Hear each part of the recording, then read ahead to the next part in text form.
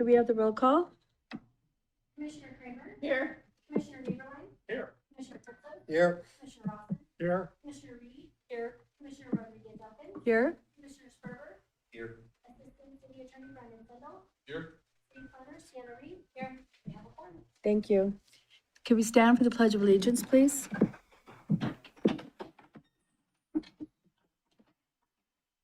I pledge Allegiance to the flag of the United States of America and to the republic for which it stands, one nation under God, indivisible, with liberty and justice for all.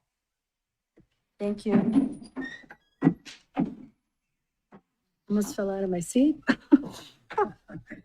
Okay, it's time for public comment. I have 4 public comments. We're at item 4.1. The first person is Jackie Moore.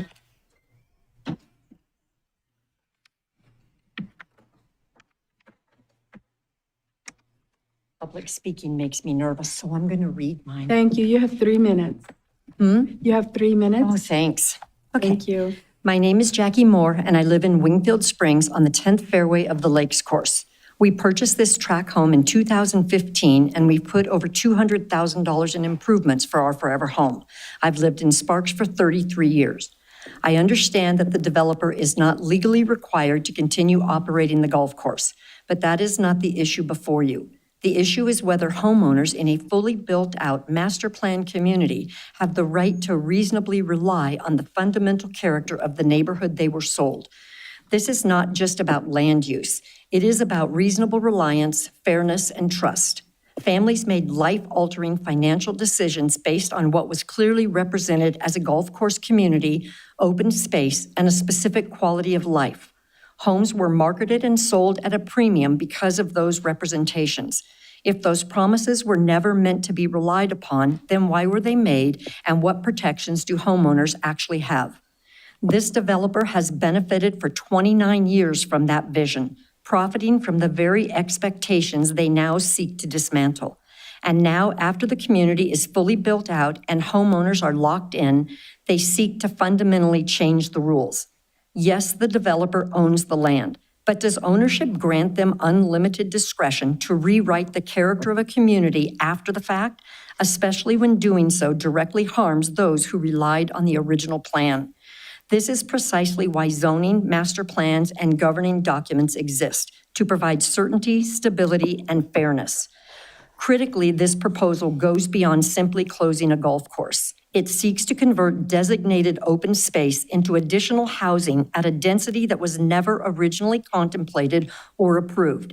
If those homes had been included in the original plan, many of us would not be here today because we would not have purchased these homes in the first place. There are alternatives. The developer could sell the course or close it and let it remain open space. But what they are asking for is something far more consequential: permission to change the very foundation of this community.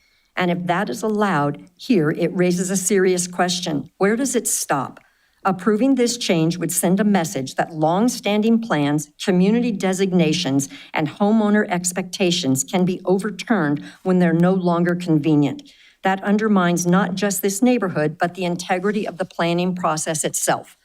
Wingfield Springs was built on a clear and consistent vision. It is that vision that created the value, the community, and the trust that exists here today. Once that trust is broken, it cannot simply be restored. I urge you to consider not just whether this change is legally permissible, but also whether it is equitable, reasonable, and in the long-term public interest. Because at its core, this decision is about whether commitments to a community truly mean something or whether they can be changed after the fact. Thank you. Thank you, Ms. Moore. We appreciate your time. The second person is David Hendricks.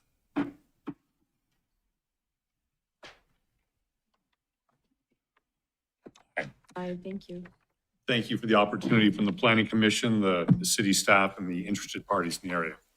My name is David Hendricks. My wife and I have lived in Wingfield Springs since 2000, and then we recently built our forever home on the golf course in 2024. We raised our 3 children here, actively participate in the community through the schools, sports leagues. We ran a business for about 8 years in the area, and then we're big supporters of our church. We are huge proponents of the Wingfield Springs lifestyle. The 2015 amended Wingfield Springs Development Agreement Handbook clearly documents a firm overall density cap and specific land use designations. And it talks about residential and non-residential density may also be transferred between development parcels, providing the transfer does not conflict with the general intent or specific conditions described in the development handbook. And it refers to a specific approved project unit count. I'm also pretty concerned about the watershed, flood control, and wetlands. In my career developing mining projects in Nevada and throughout the world, I have grave concerns that the detailed review necessary to measure and mitigate the impacts to the water table, the flood plan have not been completed and reviewed. The presentation by Sino last week addressed the flood channel through the Foothills project, but made no mention about the corresponding concerns by holes 14, 15, and 16. This waterway is established in an area that appears to me to have become a wetland over the last 30 years, but the plan shows that whole area being filled in during the construction of homes. A detailed wetland, groundwater level, and flood control plan needs to be developed. I believe it's a nexus point to the Ore Ditch, which would make it part of the Truckee, therefore making it waters of the U.S. I think that means where the U.S. Army Corps of Engineers would get involved, but it needs a new baseline. They're using information from 30-odd years ago. They're not using the current development of what's happened in the last period of time. And I think that's a pretty big concern in the area. I thank you for your time and your consideration today. Thank you, Mr. Hendricks. Okay, now we have Cynthia Van Klimput. I said that right? Oh, yay. Thank you for taking the time. I'm one from the Foothills subdivision. And the open area over there, if you haven't been out there, has gone back to natural. It is a beautiful area. People use it constantly. It's a safe area. The kids ride bikes, they play, they fish. The fire department uses the ponds to fight the fires at Golden Eagle every year. I believe the county should, the city should go for a grant and purchase the property and have it as a park. Because if you end up getting the property on the hill from BLM to build on, there goes more of our rural property. This area is center. Everybody uses it constantly. And I think it would be a shame to have houses on it rather than allowing the public to use it. And it already has paved paths, so it's set for handicap. The city doesn't have to do anything. It's clean, it's well cared for by the people who use it. And it's just a beautiful area, listening to the birds and watching the pelicans come in and the cranes and everything that's out there. The Red Hawk development goes well. That originally was just flat holes. They turned it into the beautiful area that it is. That is true. We woke up one morning to equipment out there and going, what's going on? The pro said, my name's not going on those holes. So they created the beautiful area that it became. But having it all natural now, it's just gorgeous. And if you haven't been out there, you should take a Saturday or whatever and come out and see what's actually out there. It's a mile walk, so it's convenient for people to go out and get exercise. It's flat. It's not, nobody's tripping, nobody's having any issues with it. So it's just a really nice public area, and to have houses on it would be a shame. Our community really uses it. So thank you for your time. Different point of view. Thank you for your time. Thank you. And now we have Kelly Teeter.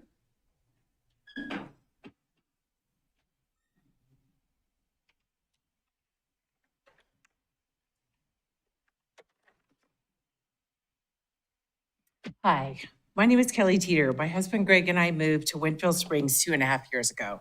We live on the beautiful street, Raydale Sierra Drive, and our backyard faces Hole 5 on the Lakes Course.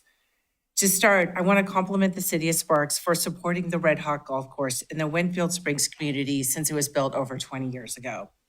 A little background. Our oldest daughter and her husband met and graduated from UNR in 2018. They fell in love with the Reno area during college and never left. When our first grandbaby arrived, we were living in Idaho. Our youngest daughter had already moved to Reno to be near her sister, and we knew it was now our time to make the move and start the next chapter of our life with our adult daughters and our new grandson. We spent 6 long months driving all over the city of Reno looking for somewhere to live, and the very last place we ended up was Sparks and Winfield Springs. My husband will say I wasted 6 months of his life because we should have started out here. But I can tell you nothing like that. This area exists in Reno, a master plan community with open space, walking trails, townhouses up to custom homes on a golf course, much less 2 golf courses. It feels like Mecca to us, something for everyone at all income levels. And the people of this community have been so friendly and welcoming. It's been amazing. We wanted an active community, a golf course, and we bought our home specifically because our backyard is the golf course. We have beautiful views of the mountains, and in the evenings, we can hear the kids playing at the park. The thought of losing this is absolutely heartbreaking. My ask today is that the Planning Commission and the City Council consider leaning into the Red Hawk Golf Course and the Winfield Springs Master Plan to make this destination a premier place on the West Coast instead of turning our backs and tearing it down. Communities like this are rare, and it would be a shame to have it end. We understand the enormous pressure you are all under because of this project, and we hope you come to the best decision for our community. Thank you for your time. Thank you, ma'am. We appreciate it. Thank you all for your comments. Is there anyone else here that wants to speak in public comment? No?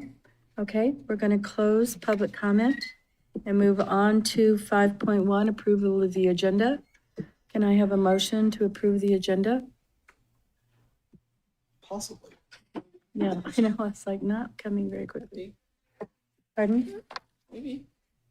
What happened? There it is. It's slow. Madam Chair, I move to approve the agenda. I second that motion. Okay, we have a motion from, Nieberlin, thank you. And we have a second from, Mrs. Kramer. So it was the commissioner part that wasn't coming out from Commissioner Kramer. Thank you. And, can we have a vote by the commission, maybe? Just call it. Just call it. Call it, okay? Calling for a vote? All in favor? Aye. Aye. Thank you. Sorry, here it is now, maybe? No. Okay. Okay, computers are great most of the time. And now we have an approval of the minutes, 6.1. Madam Chair, I move to There approve goes. the, oh, go ahead. Beat you. Go ahead. Madam Chair, I move to approve the minutes of the Planning Commission study session held on Tuesday, April 14th, 2026, and the Planning Commission meeting held on Thursday, April 16th, 2026. I second that motion. Okay, we have a motion by Commissioner Priestos and a second by Commissioner Kramer. Can I, all in favor? Any discussion? Sorry, any discussion? No? Okay, please vote.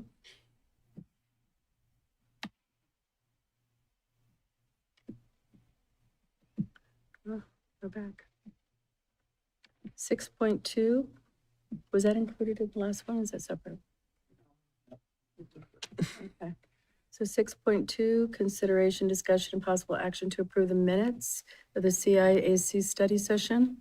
If I can get it to open, there it goes.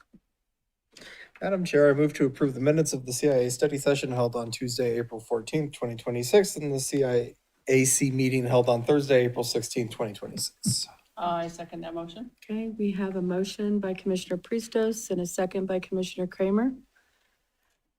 And, oops. Are y'all on? Yeah, that's not coming, just. Okay, could we have a voice? Oh, yeah, there it is. Any discussion? Any discussion? No discussion? Please, mark your vote. Okay, all in favor? Passed. It's all in favor. Item 7.1, public hearing. PCN 12029, PD 26-0003. Hi, Danny.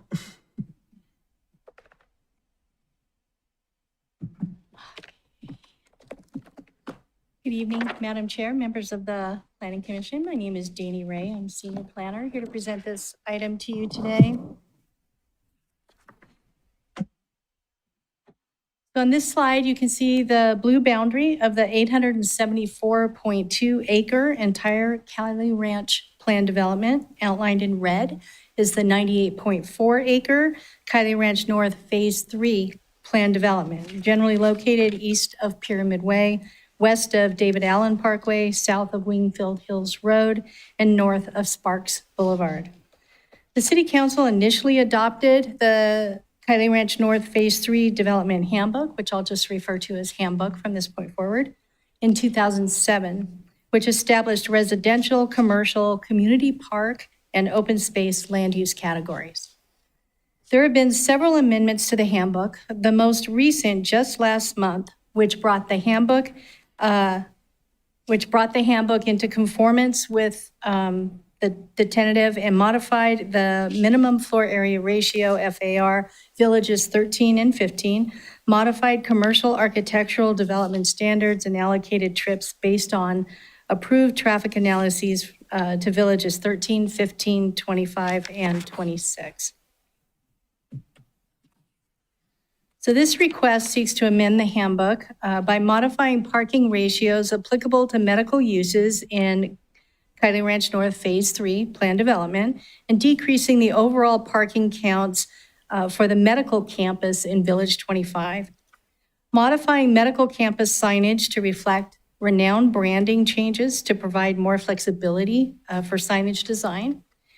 And by removing parking area landscaping requirements when parking area is located in shade or photovoltaic structures.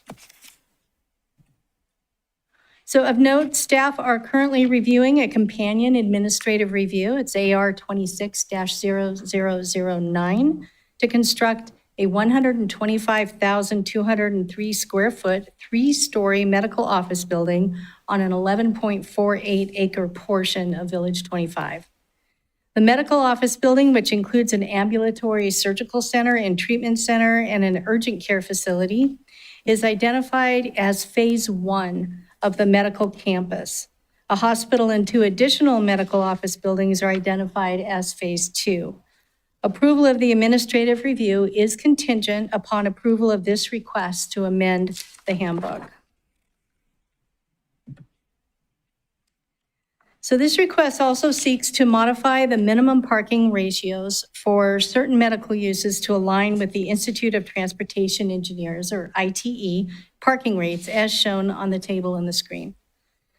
The analysis provided by the applicant demonstrates that while the parking ratios for various use types are proposed to be modified, the overall parking space count would increase by only 45 spaces from the currently required by the handbook in Village 25. Staff supports modifying the parking ratios as requested because the ITE parking demand rates are based on peak parking demand data collected at multiple hospital and medical sites. And these rates will support development not only of Village 25 with envisioned medical uses in the medical campus, but also medical uses in other portions of the Phase 3 handbook. So the handbook contains specific signage standards related to the medical campus land use category that no longer represent renowned branding. This request seeks to remove the illustrations related to renowned branding from the handbook, as well as certain standards related to materials and dimensions of the medical campus signage, because those illustrations and standards are no longer representing the renowned branding, and they want to provide flexibility within an adopted framework for ease of permitting at a later date. In addition, this request proposes to modify sign standards to exchange an electronic message gateway sign that's currently permitted in the handbook for an internally illuminated LED sign. Want to increase the height of the gateway sign from 35 feet to 60 feet, and increase the maximum square footage of building signs from 135 feet to 300 square feet per building elevation. This request also seeks to modify language in the handbook related to parking area landscaping.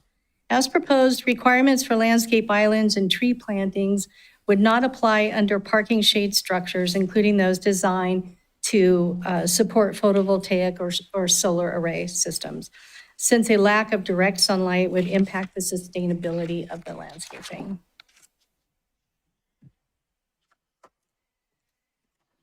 A fiscal impact analysis was provided, and according to the FIA, between 2026 and 2039, the project is proposed to add 228,590 square feet of medical office space, a 595,000 square foot hospital, and 125,000 square foot parking structure.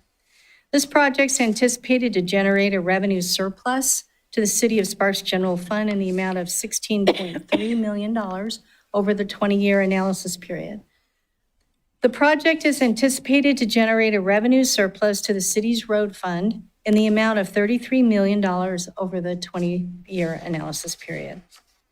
However, the analysis only pertains to Village 25, which doesn't give us really a clear picture, which typically, historically, we have utilized the entire Kylie Ranch North Plan development to analyze fiscal impacts. When analyzing the impacts of the potential medical campus project in conjunction with the greater Kylie Ranch North Plan development, the analysis shows a revenue surplus to the general fund of $86.1 million, which surplus is sufficient to cover the anticipated $20.7 million deficit expected to be generated for the road fund, with a remaining net surplus of $65.4 million. Land uses immediately surrounding the subject site are educational, industrial, commercial, and residential.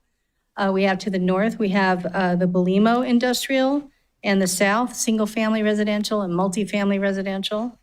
To the east, Bohatch Elementary School, Sky Ranch Middle School, and Kylie Ranch Senior Assisted Living.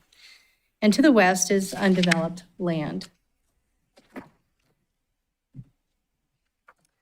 So this concludes the background and analysis portion of the presentation. An amendment to a plan development does have 10 required findings, must be made by the Planning Commission. So I'll go ahead and go over those right now. I have combined them where appropriate to combine.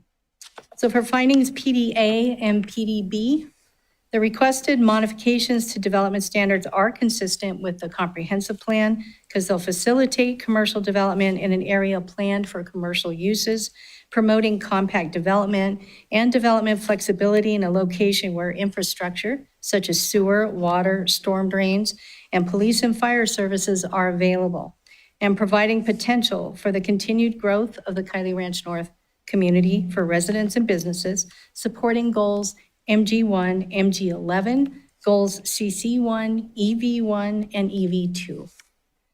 Pursuant to the 2024 Truckee Meadows Regional Plan, the Phase 3 Handbook has a Tier 2 land use designation and is located within the Truckee Meadows service area. The proposed amendment supports the construction of suburban-type commercial uses with limited massing based on the height and setback standards. Oops, sorry. The proposed amendment does not alter the type or amount of development permitted in the Phase 3 Handbook. Rather, the proposed amendment would permit greater flexibility in amendment and implementation of medical uses that are already permitted in the handbook. For these reasons, the reliance of residents and owners upon the provisions of the plan will not be materially impaired, supporting finding PDH. Analyzing the impacts of the potential medical campus development across the greater Kylie Ranch North area, the FIA prepared in support of the proposed modifications finds development will continue to generate significant positive revenue for the city's general fund, supporting finding PDC. For findings PDD, PDE, PDF, and PDG, the proposed amendment modifies parking area ratios, landscaping design standards, as well as signage standards for development within the community commercial medical campus land use category. This amendment is intended to support the potential construction of medical campus uses in a manner that is consistent with its original intent of the plan and furthers the mutual interest of residents, property owners, and the public by supporting updated construction plans consistent with that plan. The proposed amendment does not alter the type or amount of development permitted within the Phase 3 handbook. Rather, the proposed amendment would permit greater flexibility in implementation of the medical uses anticipated within Phase 3. Medical uses are already permitted by the handbook. For these reasons, the reliance of residents and owners upon the provisions of the plan will not be materially impaired. And finally, for findings PDI and PDJ, as proposed, the changes will allow any interested party to pursue development within the plan development in accordance with the handbook. A public notice was given as required by NRS and the Sparks Municipal Code on May 5th.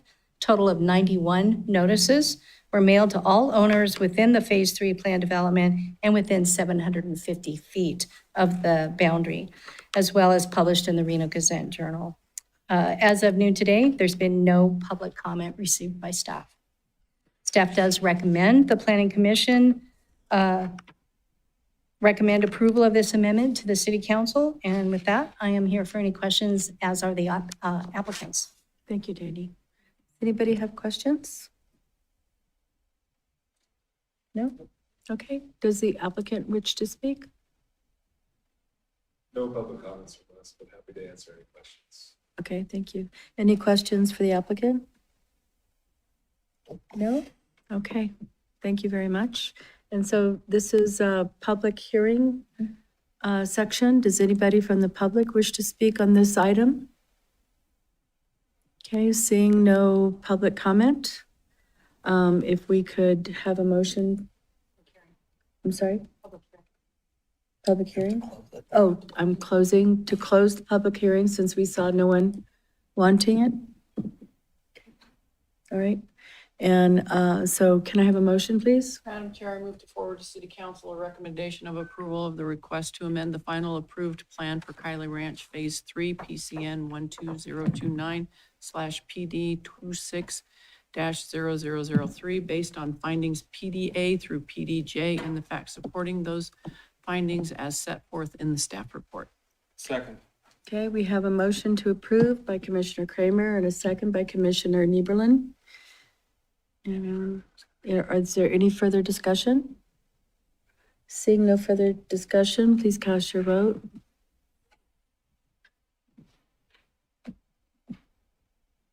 Are we missing somebody? There you go. Okay, and it's all approved.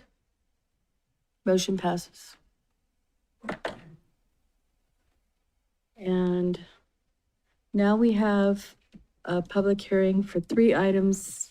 Danny, were you going to do all 3 at the same time, right? Okay, so your public hearing PCN 22-0027, MPA 23-008, and 003.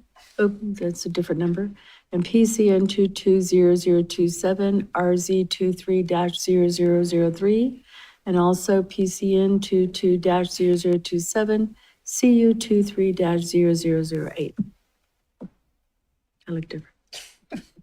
Thank you, Madam Chair. Thank you. Members of the Planning Commission, again, I am Danny Ray, presenting these 3 items to you today. As stated, I'd like to present these 3 items today, but I do want to remind the Planning Commission we will be having 3 separate public hearings and motions. Okay, thank you. Okay.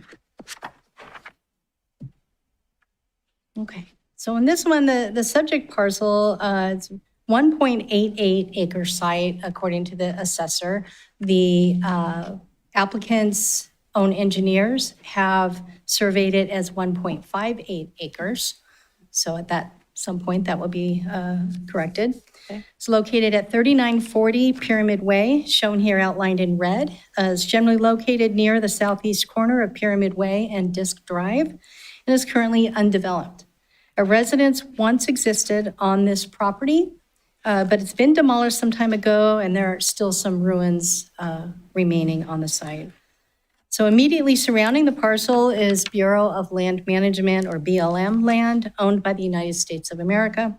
as well as commercial uses in the Sparks Galleria planned development, which is located to the east and northeast of the site.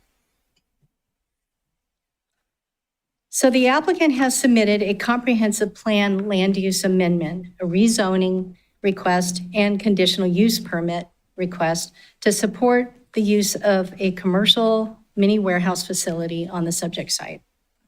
So this request seeks to amend the comprehensive plan land use designation for the parcel from large lot residential, or LLR, to commercial, or C.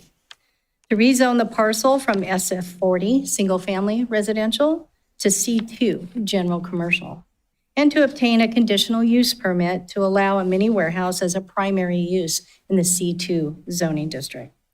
Should the Planning Commission adopt Resolution 247 tonight in support of the requested amendment to the Comprehensive Plan Land Use Map, the Regional Planning Commission must then determine if the proposed change is in conformance with the regional plan before the request can be considered by the City Council for certification. Staff has received a comment letter from the Truckee Meadows Regional Planning Agency, or TMRPA, stating that no potential conformance issues have been identified.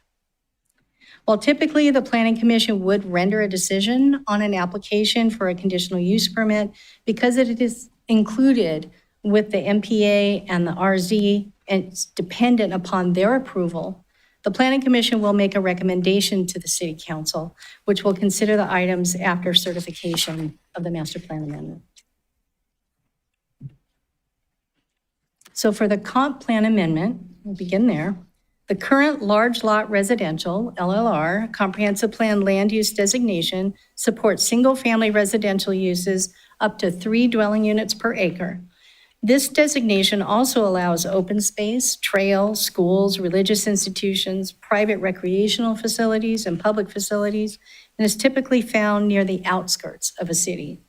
The subject site is most immediately surrounded by undeveloped lands with a comp plan land use designation of community facilities, or CF, but is near the commercially developed Sparks Galleria plan development and shopping center. The proposed commercial land use designation supports a wider range of commercial and multifamily uses, including but not limited to banks, restaurants, retail, offices, daycare facilities, assisted living facilities, clinics, hotel, motel uses, parks, personal services, religious institutions, mini warehouses, and multifamily residential uses. The city's commercial centers are primarily located along its arterials and primary streets, such as Pyramid Way, Vista Boulevard, Sparks Boulevard, Prater Way, Los Altos Parkway, and Disc Drive. Changing the comprehensive plan land use designation as proposed would reflect the existing land use pattern by creating a new commercially designated area adjacent to Pyramid Way, a major arterial and state highway near its intersection with Disc Drive. And for the rezoning portion, the existing single-family residential SF40 zoning permits uses including but not limited to detached single-family dwellings with a maximum density of 1.1 dwelling units per acre, home occupation, group homes, in-home childcare, religious institutions, college or trade schools, public or private schools, parks and open space, and mining. The proposed C2 zoning district permits a range of residential, commercial, and institutional uses, as well as limited number of industrial uses. Rezoning the site as proposed would increase the number of commercial, institutional, and industrial uses that may establish on the site in the future. Rezoning the site as proposed is compatible with the mix of land uses surrounding the site, which are generally commercial and middle-density housing products farther away to the east. Properties to the north and west are undeveloped and zoned PF and OS, respectively. Wedekind Regional Park, which is zoned SF40, is located immediately east of the site. Lands 450 to the east are developed with commercial uses in the Sparks Galleria plan development, and multifamily residential uses are located further east on the north side of Disc Drive. Now for the conditional use permit portion of the presentation. The CUP request seeks approval to construct and establish a 108,900 square foot, 4-story, climate-controlled mini warehouse use in the 1.88 acre parcel that's undeveloped currently. If the comp plan land use amendment and zoning requests are approved, the CUP request would allow for the construction and establishment of a mini warehouse use in the C2 zoning district as a conforming use in that zoning district. Development of the subject site with a mini warehouse as proposed is discussed below, or continue to discuss it. Existing topography, traffic patterns, sewer facilities, and parking demand and site lighting are each analyzed and, where appropriate, to mitigate potential impacts, are further addressed in the proposed conditions of approval. For slopes, the site is currently undeveloped with natural vegetation. The site slopes down from south to north from an elevation of 4,605 feet to 4,570 feet, and approximately 72% of the site was previously disturbed. Due to this disturbance, the site does not contain slopes of 10% or greater over at least 25% of the site and is not subject to standards governing natural slopes. As proposed, the project is respectful of the natural constraints of the land. Preliminary grading plan minimizes the cut and fill needed to construct the proposed mini warehouse. While the project area is presently covered in native vegetation, as is surrounding BLM land, the project proposes to install 10,324 square feet of landscaping area. This represents 15% of the parcel, which complies with the minimum landscaping requirements in the Sparks Municipal Code.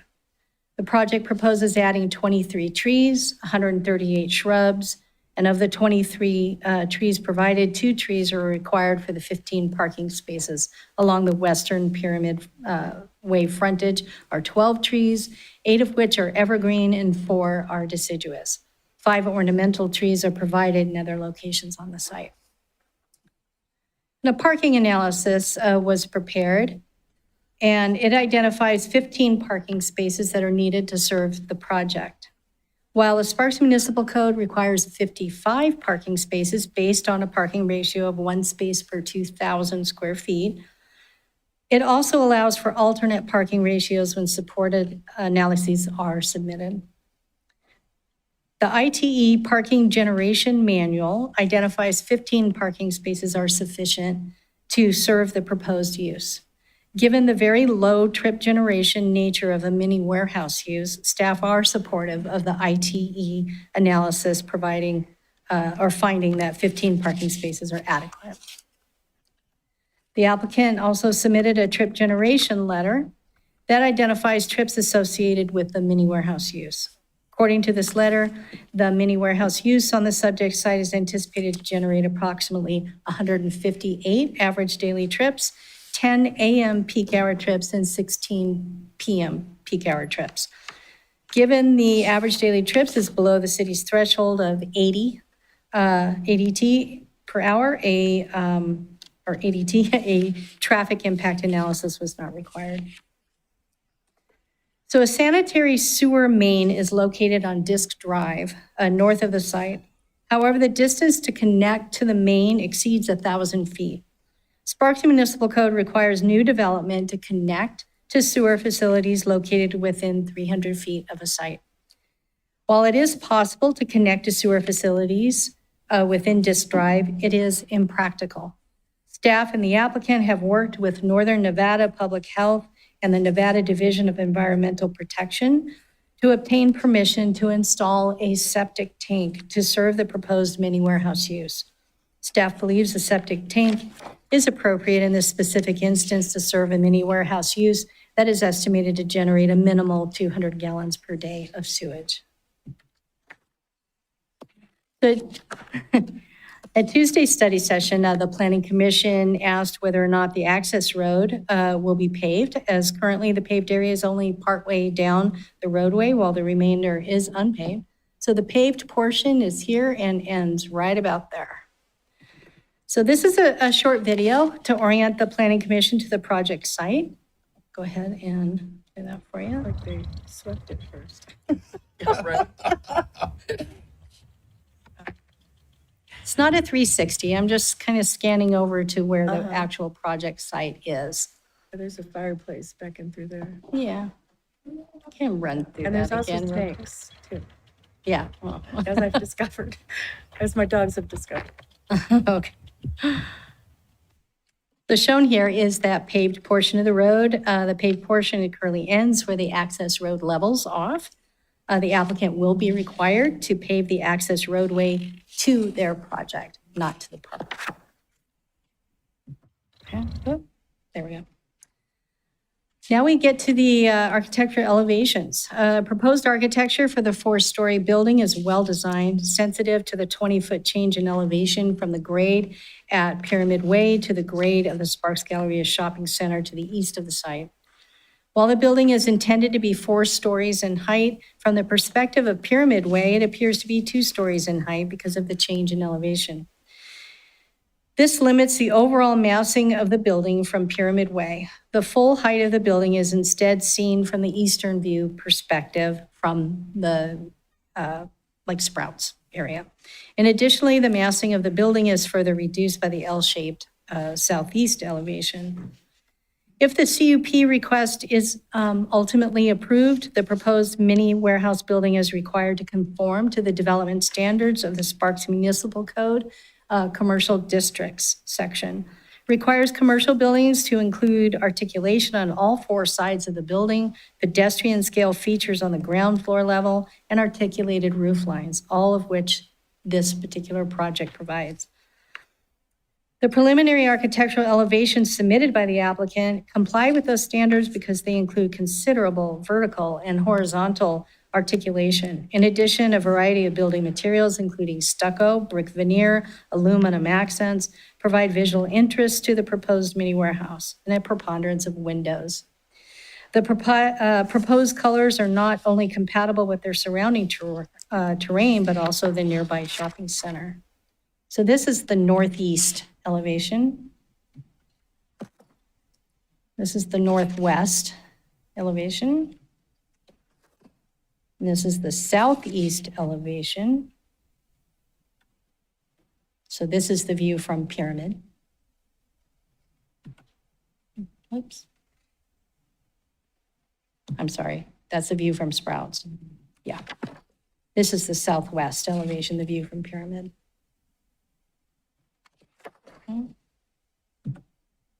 Okay. So this concludes a background and analysis portion of the presentation. So the way I have the findings set up here is we'll do the findings for each case type, but reserve the recommendations and public hearings toward the end. So I'd like to remind the Planning Commission that separate public hearing is required for each item. I'll present each item's findings, the CPA, the rezone, then the conditional use permit, which will be followed by the public hearing, possible action by the Planning Commission for each item separately. So pursuant to the regional plan, the subject site has a Tier 2 land use designation, is located within the Truckee Meadows service area, and properties in the T2 land use designation are characterized by suburban development with some higher density nodes. The area represents the 3rd highest priority for investment. As many properties designated Tier 2 are already developed with both residential and non-residential uses, public facilities and services are generally in place. No minimum standards or other limitations apply to non-residential properties located in the Tier 2 land designation pursuant to policy RF3 of the regional plan.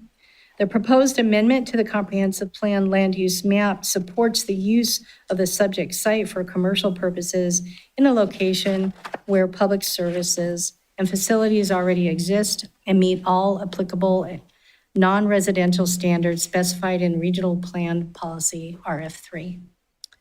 RF11, compatibility factors. Local government master plans must address land use compatibility. The TMRPA will consider the compatibility of proposals at a regional level with regards to existing densities and intensities and surrounding land uses. As outlined in my presentation, the site was historically developed with a single-family residence that was demolished. The proposed modification to the comp plan is compatible with surrounding land uses, which are also designated Tier 2 for the reasons discussed in finding CP3 below. For PF1, facilities and service standards, the standards in Table 3.2 in your staff report will be reviewed for master plan amendments and project of regional significance. We did get that feedback. Errors will be reported in each initial review memorandum provided by Team RPA and will be considered during the jurisdiction's development review process. NR 15, source water protection and watershed management. Local government and affected entity, master plans and other similar plans shall include policies that reference or utilize integrated source water, watershed protection plan for public water systems in the Truckee River and the Truckee Meadows. If the proposed subject site intersects for all regional plan amendments and conformance reviews adjacent or is in proximity to a critical water source protection area, comments will be provided in TMRP's comments or as soon as available. Subject sites located in the NRCA due to its interaction with a critical source water protection area. The City of Sparks forwards all planning applications for review and comment. No comments regarding the proposed comprehensive plan land use amendment, rezoning, or CUP have been received. In addition, the City of Sparks and all business license applications to TUMWA for comment regarding potential efforts that can protect water, source water. We've not received any comments from TUMWA on this project. City staff received comments stating from TMRPA that no potential conformance issues were identified during their review. Okay. So the comprehensive plan goals and policies that are relevant to this request include Goal MG1, support economic vitality by providing a non-residential land use base. Goal MG2, foster diversity in the land use mix and residential, commercial, industrial employment and recreational areas citywide. Policy CF1, when reviewing new development, the city will not approve an application unless city services can be provided at acceptable service levels. Redesignating the 1.88 acre subject site to commercial as proposed would provide an opportunity to establish a range of commercial, office, lodging, entertainment, institutional, and multifamily residential uses similar to the existing commercial land use designation in close proximity to the site, supporting goals MG1 and MG2. All city services are available for this site as the Sparks Galleria is generally located to the east and northeast of the subject site, supporting policy CF1.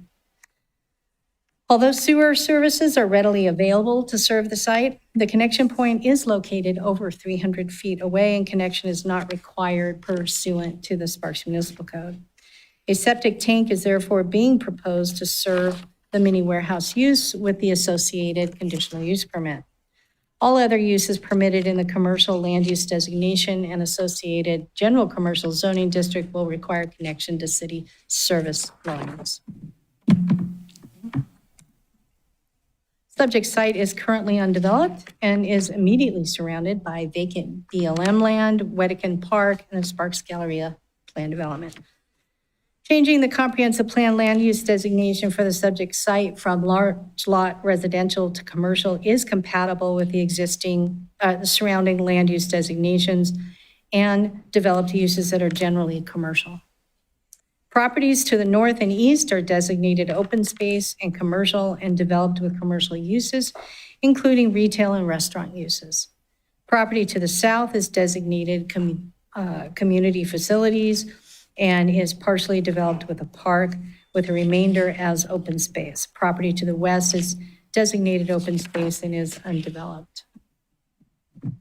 And finally, for finding CP4, public notice was provided as required by Nevada revised statutes, and this is the case for all application findings, so I won't repeat that one again.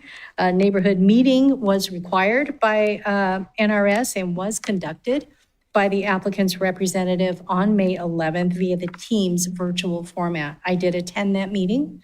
There's 4 people total, which included myself, 1 property owner, 2 applicants, and 1 staff member. The stakeholder that was in attendance did not raise any issues, indicated full support of the project. Okay, now for the rezoning findings. So concurrent with this rezoning request, applicant seeking to amend comp plan amendment land, or comp plan land use designation and a C2, CUP. So the proposed C2 zoning is consistent with the proposed comprehensive plan land use designation for the site. And both changes support the following goals and policies of the City of Sparks comp plan. Goal MG1, support economic vitality by providing a non-residential land use base. Goal MG2, foster diversity in the land use mix in residential, commercial, industrial, employment, and recreational areas citywide. Policy CF1, when reviewing new development, the city will not approve an application unless city services can be provided at acceptable service levels. Rezoning the subject site from SF40 to C2 as proposed would expand the range of commercial, office, entertainment, institutional, and multifamily residential uses that could establish on the subject site, supporting goals MG1 and MG2. The subject site is currently undeveloped, but was previously developed with a single-family dwelling that was demolished. The land is located in a previously developed area where city services are already being provided at acceptable levels, supporting CF1. Let's see.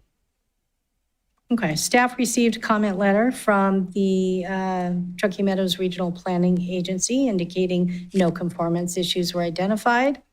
Staff received comments from Northern Nevada Public Health indicating no concern regarding the proposed request, provided the applicant obtain approval from Nevada Division of Environmental Protection for the proposed septic facilities.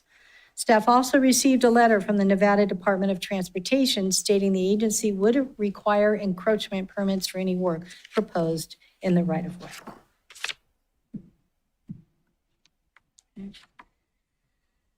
The rezoning request from SF40 to C2 would allow for a wide range of potential uses I've already discussed. Let's see, either by right or with the approved CUP, providing impacts to the surrounding neighborhoods can be mitigated. This range of uses is compatible with the mix of land uses surrounding the site, which are generally commercial and multifamily housing products. Properties to the north are zoned PF and NUD, New Urban District, and developed with Wedekind Regional Park and the Sparks Galleria Shopping Center. Properties to the west are zoned OS and AR by Washoe County and are undeveloped. Properties to the east and south are zoned SF40 and are developed with Wedekind Regional Park. No public comments have been received as of today for this item. So, findings for the conditional use permit. We're almost to the end. Let's see. Sites currently designated large lot residential pursuant to the comp plan. Request to amend the comp plan land use designation to commercial, however, is being concurrently processed with this CUP request. Self-storage facilities are listed as a primary use within the proposed commercial land use category. The goals and policies of the comp plan that are relevant to this proposal are goal MG1, MG2, and EV1. The use of the subject site for mini warehouse enhances land use mix diversity in the immediate area, supporting goals MG1 and MG2. Additionally, the proposed mini warehouse would allow for the establishment of a new business in the city of Sparks, contributing to goal EV1. Many warehouse uses require a higher level of review and consideration when located in the C2 zoning district. This review and consideration is obtained through the conditional use permit process. The currently undeveloped site is located, I won't go through that again. Mini warehouse use proposes to be constructed at a height of 48 feet and 4 inches in height at the roof line in compliance with the Sparks Municipal Code that limits total building height of 60 feet. For reference, a typical 2-story single-family residence is 30 feet in height. The architectural elevations for the building incorporate many of the development and architectural standards described in the Sparks Municipal Code Commercial District section and found throughout the city's commercial shopping centers. The architectural design reflects that which is near the project site while maintaining individuality in color treatment. Landscaping is utilized on the site not only for the beautification of the site, but to provide a permeable surface to reduce drainage of rainwater runoff into the storm drain system. Also, landscaping provides buffering between uses. As discussed above, the proposed mini warehouse use is compatible with adjacent properties due to the site design that incorporates landscaping and the building design that is consistent with the Sparks Municipal Code, the Sparks Galleria Shopping Center, and the slope topography of the site. Natural resources typically considered to be air and water, and this use does not produce any negative impact directly to these resources since the subject site has been previously reviewed as a part of the comprehensive plan update process. Therefore, city staff do not believe approval of this CUP would impair the availability of natural resources or the region's ability to support its population. So development of a subject site with a mini warehouse as proposed is discussed previously in my presentation. Existing topography, traffic patterns, sewer facilities, parking demand, and site lighting are each analyzed and where appropriate to mitigate potential impacts are further addressed in the proposed conditions of approval. The site's currently undeveloped with natural vegetation. The site slopes down from south to north, and approximately 72% of the site was previously disturbed. Due to this disturbance, the site does not contain the slopes of 10% or greater over at least 25% of the site, not subject to standards in the code regarding governing natural slopes. So as proposed, the project is respectful of the natural constraints of the land, and the preliminary grading plan minimizes the cut and fill needed to construct the proposed mini warehouse.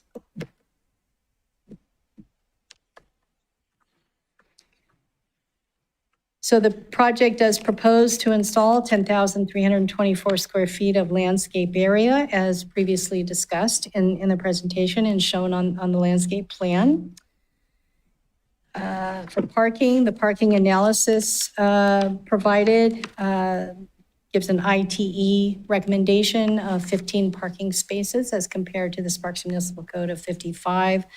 The analysis provided in that parking study has the support of staff because of the low trip generation for that particular use.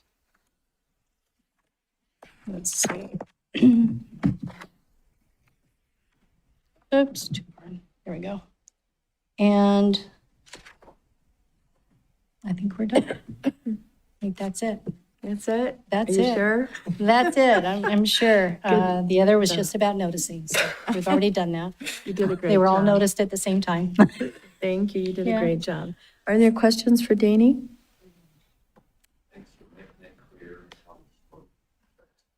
Yeah, and the drawings were very helpful to see that as well. Yeah, I'd like to say that the applicant was very accommodating to staff's concerns regarding the natural slopes and topography and wanting, the architecture to fit in with the site well. And I think they did a good job. Very pretty, Yeah, I think so Yeah. too. very nice. Is the applicant here? Would like to speak? Nothing further. Okay, any questions for the applicant? No? Okay, thank you for being here. Okay, and so we're going to do public hearing for each one individually. Right, so the first one is the comprehensive plan amendment. Okay, or the master plan amendment. Our master plan is called a comprehensive plan, but Okay. our codes haven't Oh, there changed it to is. CPA, they're still MPA. Okay, that's my bad. I was looking at the code. But I see right there, comprehensive plan. Okay, and so this is a public hearing for PCN 22-0027, MPA 23-008. Do we have any public comment?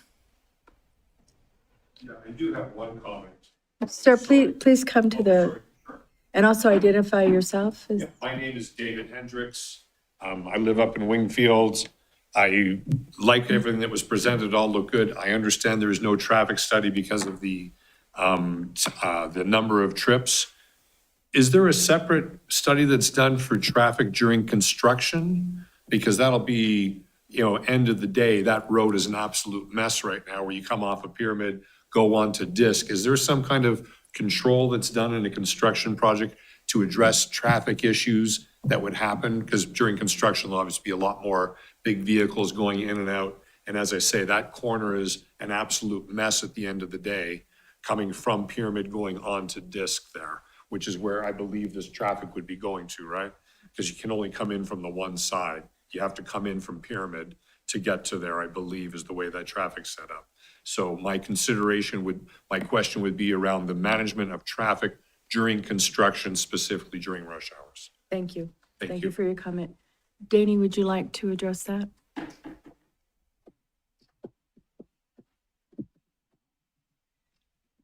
So when a project is submitted for review, we look at what traffic mitigation measures may or may not be necessary when a permit is requested for, just work in the right-of-way, if there's going to be work in the right-of-way. And I don't know that there is in this particular project. It's pretty well contained on the site. There won't be any work on Pyramid Way. There's no access from Pyramid Way to this site. So in terms of any access management, there'd be repaving. So there'd be equipment associated with that. The permits associated with any kind of work in the right-of-way is not something that planning usually engages in. That's more of the transportation engineering folks. I don't know if Sienna maybe has something to add to that process. And transportation looked at this project from all of those views. Yeah, thank you, Madam Chair. Danny accurately described where the project is situated and our general understanding of the improvements that would be needed during construction. If at the time a permit comes in and our transportation team takes a look at it and they decide that there is some type of temporary controls needed during construction, they would move forward with a plan to do that. At this point, that hasn't been flagged as part of this review that it would be needed, but there is another checkpoint later, right, with the building permit that comes in. And then I think just more broadly, in terms of the speaker and his questions, this project was reviewed in accordance with city policies regarding transportation impacts. For projects that have less than 80 peak hours, we do not require a full traffic study. But again, do want to note, we do check with building permits to see if any type of traffic control is going to be needed. And if there are any further questions, I'm happy to answer those. Okay, so my understanding is that at the building permit process, that they will take a look at the potential for impacts on that corner. Because that's what I think he's talking about, is coming in from Pyramid in either direction, and then that turn on to Disc to get into the project. That's correct, Madam Chair. If there is a potential concern, then there would be additional traffic controls that would be put into place. They have not been flagged at this time with staff. Thank you very much. And Jules, did you need him to fill out a card? Okay, thank you. Okay, thank you, Danny. Is there any other public comment? Seeing no public comment, if I could have a motion? Oop, I'm sorry, what? Close public, yeah, close it. Oh, closing public comment. And after closing public comment, may I have a motion?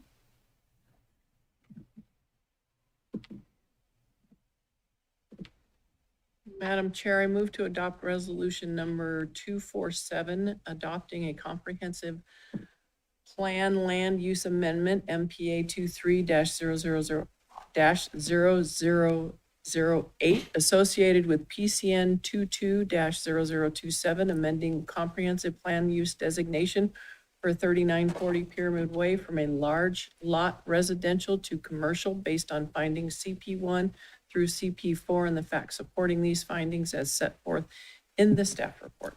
Second. Okay, we have a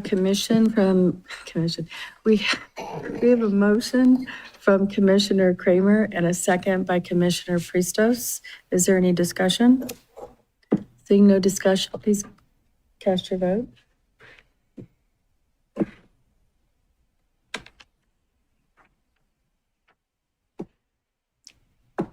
Missing one? There it goes. Okay.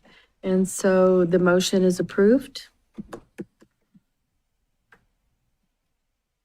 And now we go to public hearing PCN 22-0027, RZ 23-0003 for the rezoning. Opening public comment.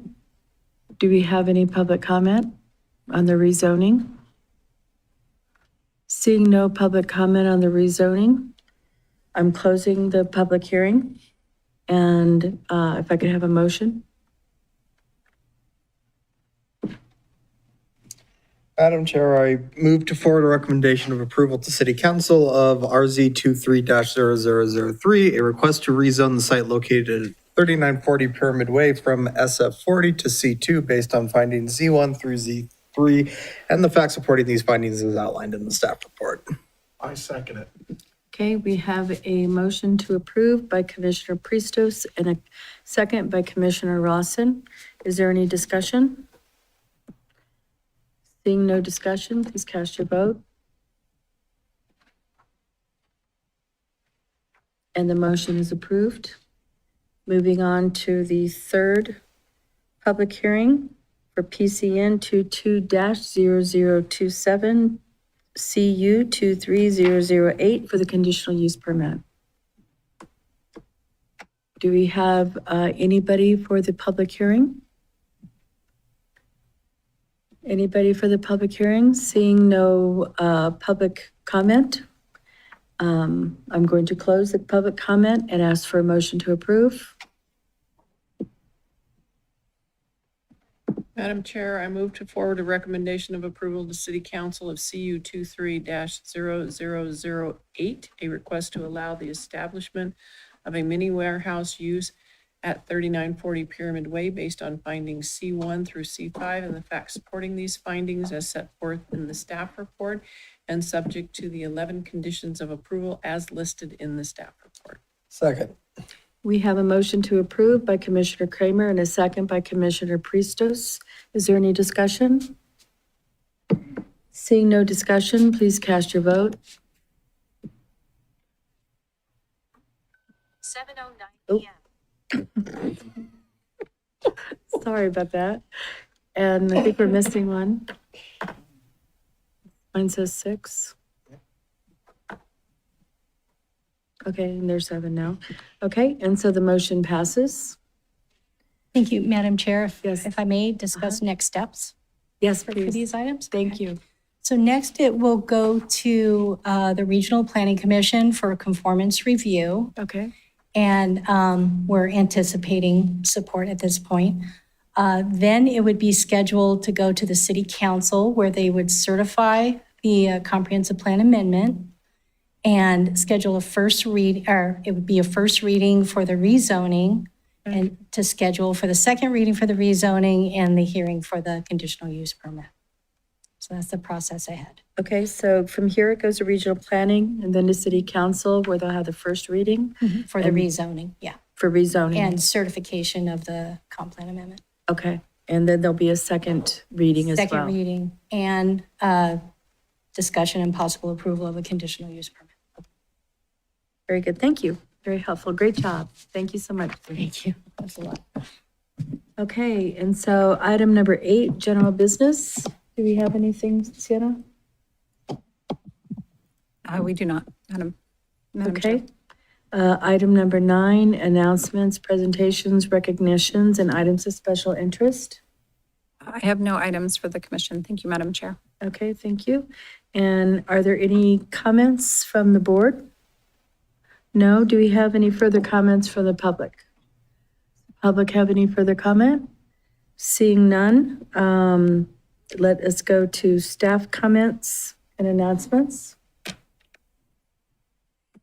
Also, Madam Chair, I have no Okay. announcements. Thank you. There's a lot of things on this list.